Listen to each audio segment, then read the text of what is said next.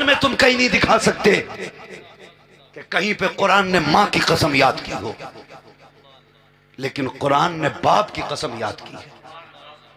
फरमाता व वालिदिन वमा वलद, ये बाप की शान है। वो यार खुदारा कभी बाप को तंग नजरी से न देखना। आला हजरत इमाम अहमद रजा खान फाजिल बरेलवी अलैहि रहमत व रिजवान, अल्लाह अकबर, जानते हो बाप औलाद के लिए ऐसी जात है, अगर बाप घर में है ना तो सर्दी में औलाद को जाड़ा नहीं लगता, इसलिए कि बाप औलाद के लिए एक अलाव होता है, एक देखते आग की अंगीठी बोलते हैं, अंगीठी होता है। अल्लाह अकबर, बाप वो दरख्त है औलाद के लिए, अगर फल ना भी देता है तो साया फिर भी दिया करता है। पेड़ उम्मीद का ये सोच के काटा ना गया, फल नहीं आएंगे इस पे तो हवा ही देगा। ओ भाई खुदारा बाप की इज्जत करो, बाप की कदर करो। बाप को सोच भी नहीं सकते ये बाप तुमसे कितना प्यार करता है। कभी जाके मार्केट में देखो जवानों, अगर तुम्हें लगता हो ना कि नहीं मुझे माँ से बाप से प्यार नहीं है, वो बाप कुछ नहीं है, तो कभी मुरादाबाद की मजदूर मंडी में जाके खड़े होके देखना। जिस दिन औलाद हो जाती है उस दिन बाप अपने शौक भूल जाता है। क्या उसका दिल नहीं था वो नए जूते पहने?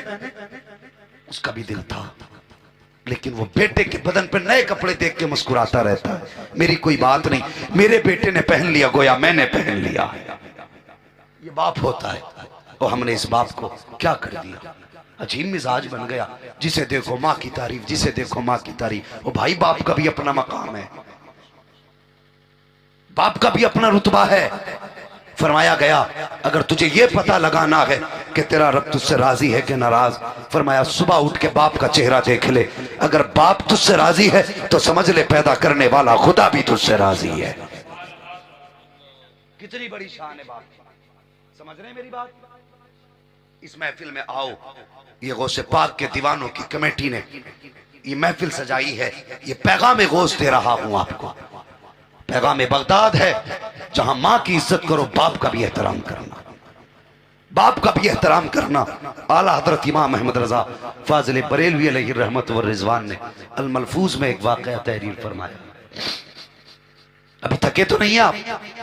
अगर थक गए हो तो सलाम पढ़ें, और नहीं थके तो बोलते जरा या रसूल अल्लाह, अल्लाह सलामत रखे।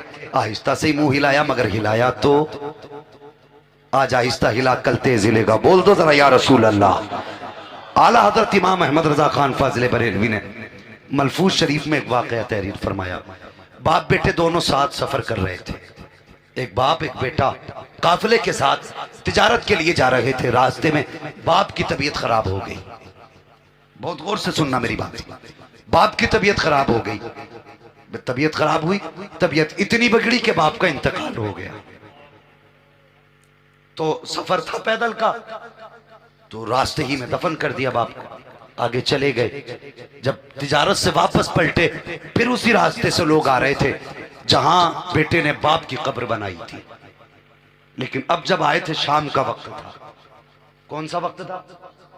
शाम का वक्त था, अल्लाह सलामत रखे। शाम का वक्त था, बेटे के दिल में आया बाप की कब्र है, फातिहा पढ़ लें। लेकिन अकल कहने लगी नहीं, शाम हो रही है, सूरज छुपने वाला है, अगर फातिहा पढ़ी तो अंधेरा हो जाएगा।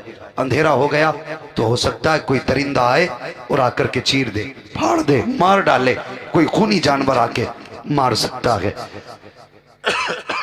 ये ख्याल बेटे के दिल में आया। जैसी इतना ख्याल बेटे के दिल में आया, बेटा सोचने लगा आज नहीं कभी फिर पढ़ेंगे। ये सोच के बेटे ने कुछ कदम आगे बढ़ाए। अभी कुछ कदम आगे बढ़ा था कि पीछे से बड़ी अजीब आवाज आई, ऐसी दर्दनाक आवाज थी कि बेटे के कदम ठहर गए, बदन का एक एक रोंगटा खड़ा हो गया, मारे खौफ के बेटा कांपने लगा। जानते हो यह आवाज शेर की आवाज नहीं थी, यह चीते की आवाज नहीं थी, बल्कि जब उसने मुड़ के देखा तो यह आवाज कब्र से उसके बाप की आवाज आ रही थी। थी, उसके बाप की आवाज थी, और उसने कहा था बेटे तेरी कब्र, मेरी कब्र तेरे रास्ते में पड़ी है, और सुन तेरे दिल में आया था कि तू मेरी कब्र पे फातिहा पढ़े, लेकिन मौत के डर से तूने कब्र पे फातिहा छोड़ दी है और मुझे छोड़ के जा रहा है। तब उस बाप ने कहा था, ए लख्ते जिगर याद कर, अगर मेरी जगह तू लेटा होता, तेरी जगह मैं होता, तो सुन वो तू है जो वापस जा रहा है, अगर तेरी जगह मैं होता तो जहां तू है और जहां मैं हूं इस बीच में अगर कोई आग के अंगारे बिछा देता, तो बेटे अगर अंगारों पे भी चलना पड़ता तो तेरा बाप अंगारों पे चल के आता, तुझ पे फातिहा पड़े बगैर तेरा बाप वापस जा नहीं सकता था।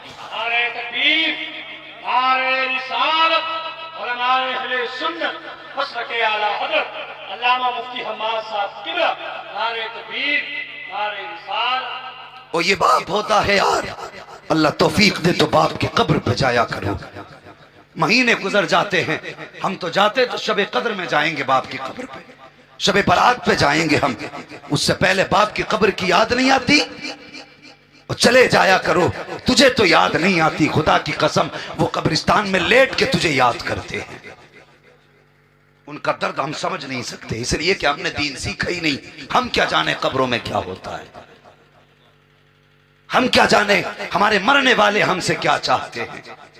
जब कोई जाता है ना, मान लो कब्र मेरी हो, इनसे मिलने वाला आए, तो जो इनसे मिलने आता है मैं उससे कहता हूं मेरे बेटे को भेज देना, कई दिन हो गए उसे देखा नहीं है।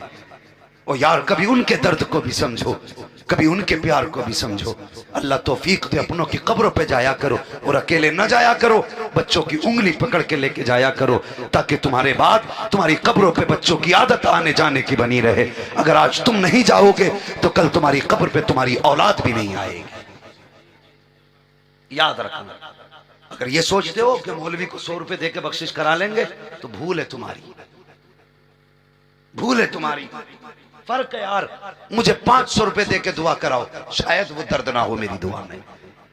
1000 रुपए दे करके कारी साहब से दुआ कराओ, शायद वो असर ना हो दुआ में। जो मोहब्बत से बेटा बाप के लिए दुआ कर सकता है, वो कोई पैसा लेने वाला तेरे मरने वाले के लिए दुआ नहीं कर सकता।